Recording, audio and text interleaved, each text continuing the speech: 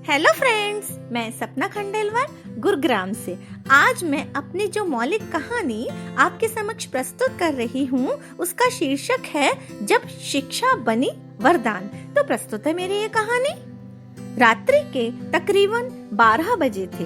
धानी 2 मोमबत्ती जलाकर एक पुराने फटे से दरी के टुकड़े पर बैठकर मैथ्स के सवाल हल कर रही थी। अचानक से बाहर तेज हवाएं चलने लगी। धानी एक छोटे से कमरे में अपने छोटे से परिवार के साथ रहती थी। उस कमरे की खिड़की पर माँ की पुरानी साड़ी का पर्दा लगा था, जो कि हवा चलने से बार बार उड़ रहा था, जिसकी वजह से मोमबत्तियां बुझे जा रही थी। खिड़की को बंद करने के लिए कोई दरवाजा भी न था। धानी बार बार उड़ती साड़ी के पर्दे को ठीक करने का प्रयत्न करती, पर सब विफल रहा। 2 दिन बाद ही तो उसके 12वीं के बोर्ड एग्जाम प्रारंभ होने वाले थे। समय बहुत ही कम रह गया था। घर में बिजली बहुत कम आती थी। वह जिस बस्ती में रहती थी उसमें तो कोई भी जैसे शिक्षा का महत्व ही न जानता था। किसी को पढ़ाई से तो जैसे कोई सरोकार ही न था। लेकिन वह बालिका धानी दल दल में खिले कमल की भांति थी।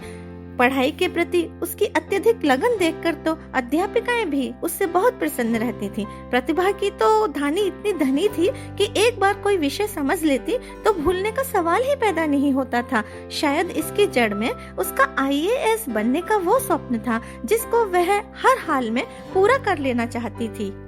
उसके अध्यापिकाएं भी उसकी बहुत बड़ी शुभचिंतक थीं। वे हमेशा उसकी सहायता करने को तत्पर रहती थीं।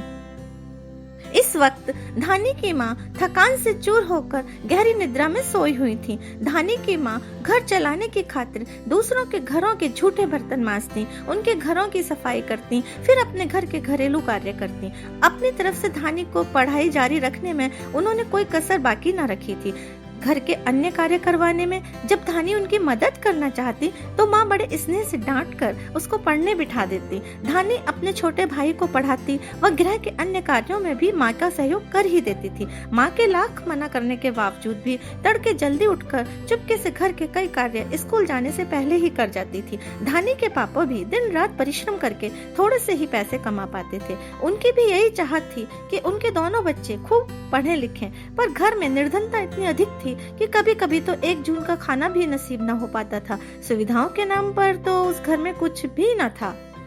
धानी घर से बहुत दूर एक सरकारी स्कूल में पढ़ती थी। रिक्शे के पैसे न होने की वजह से 3 से 4 किलोमीटर का सफर पैदल ही तय करके वो स्कूल तक आती जाती थी। अपने लक्ष्य को पूरा करने की खातिर किसी भी मुश्किल को उसने अपने मार्ग की अड़चन न बनने दिया था, क्योंकि वह जानती थी कि उसकी साक्षरता ही उनके दारिद्र्य को दूर कर उन्हें एक दिन समाज में सम्मानित जिंदगी प्रदान करेगी।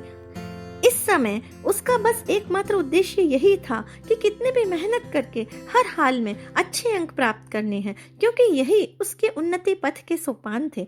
तभी अचानक से धानी की तंद्रा भंग हुई, क्योंकि खिड़की से आती पवन अब उस तक नहीं पहुंच रही थी। धानी ने अत्यंत शीघ्रता से नजदीक रखी मोमबत्तियां प्रज्वलित कर दी। वो किसी भी हाल में इन पलों को व्यर्थ नहीं जाने देना चाहती थी। मोमबत्तियां जल उठी। धानी ने फिर से पढ़ना प्रारंभ कर दिया। सहसा उसकी नजर खिड़की की ओर गई तो उसने क्या देखा कि उसका छोटा भाई जो 8वीं कक्षा में पढ़ता था साड़ी के पर्दे को थामे खड़ा था। अरे साहिल, तू कब से खड़ा है यहाँ? सोता क्यों नहीं? स्कूल नहीं जाना क्या कल? धानी ने एक स्नेहिल झिड़की उसको दी। वहाँ दीदी, क्या खूब हो आप, सारा दिन हम सबकी मदद तो करती रहती हो। बस थोड़ा सा अवसर मुझे भी मिला है तो ये हवा भी आपको पढ़ने से नहीं रोक सकती। अब तो मुझे भी समझ आ गया है कि अच्छा जीवन जीने के लिए, तरक्की का मार्ग प्राप्त करने के लिए साक्षर होना कितना आवश्यक है। ओ हाँ रे मेरे ज्ञानी भ्राता, सो जाकर तू। अश्रुओं से गीली हो उठी अपनी पलकों को पोंछते हुए धानी बोली। वाकई में जिसके साथ ऐसे परिवार वाले थे उनकी बहन व पुत्री तो कभी असफल हो ही नहीं सकती थी। आखिर में परीक्षाओं का दिन भी आ गया। धानी के सभी पेपर्स बहुत अच्छे हुए। कुछ समय बीतने के पश्चात जब एक दिन धानी का भाई अखबार हाथ में लेकर बेतहाशा दौड़ता, हर्षातिरेक से चिल्लाता जब कक्ष में घुसा तो अखबार में छपी धानी की फोटो को देखकर सब अवाक रह गए। सब आपस में गले लगकर रो रहे थे। वाकई में जब जीवन में ऐसे सुनहरे अनमोल पलों का समावेश होता है तब खुशी से बहते अश्रुओं की भी अपनी एक अलग ही भाषा होती है। बिना कोई ट्यूशन लिए धानी ने साइंस जैसी स्ट्रीम में 97.4% मार्क्स प्राप्त किए थे, पूरा जिला ही टॉप किया था उसने। उसके स्कूल टीचर्स व प्रिंसिपल खुशी से फूले न समा रहे थे, ढेरों बधाई संदेश मिल रहे थे उसे। अखबार वाले उसका इंटरव्यू लेने आ पहुंचे थे। एक छोटे से कमरे में रहने वाली धानी आज अपनी शिक्षा की वजह से इतनी चर्चित हो उठी थी, पर इन सब से अलग हटकर धानी को अब अपने भविष्य की चिंता खाई जा रही थी। क्या मेरी पढ़ाई को अब यहीं विराम लग जाएगा? मेरे सपनों के पंखों की उड़ान कैसे पूरी होगी? कॉलेज की फीस कैसे जमा करेंगे हम? कैसे बुक्स खरीदूंगी मैं? कैसे आगे की पढ़ाई जारी रख पाऊंगी मैं? हमारे पास तो बिल्कुल भी पैसे नहीं है। उसको इतना चिंतित देखकर अपना स्नेहिल हस्त उसके मस्तक पर फेरते हुए पिताजी बोले, बेटा तनिक भी चिंता न कर, मैं कर्जा लेकर पढ़ाई जारी रखने की पूरी कोशिश करूंगा। माँ, पिताजी ने हर संभव प्रयत्न किया, पर अपनी प्यारी सी बिटिया की कॉलेज फीस का भी बंदोबस्त न कर पाए। कोई मार्ग सूझता न देखकर बहुत दुखी हो गए वे। धानी भी बहुत हताश होने लगी थी। अपना भविष्य अंधकार में दिखने लगा था उसे। पर तभी एक दिन अचानक उसके स्कूल की प्रिंसिपल ने उसको स्कूल बुलाया और बोली, धानी, आगे की पढ़ाई की चिंता भी बिल्कुल चिंता न करना तुम। इस दुनिया में अभी ऐसे फरिश्ते भी बसते हैं जो मदद करना भी जानते हैं।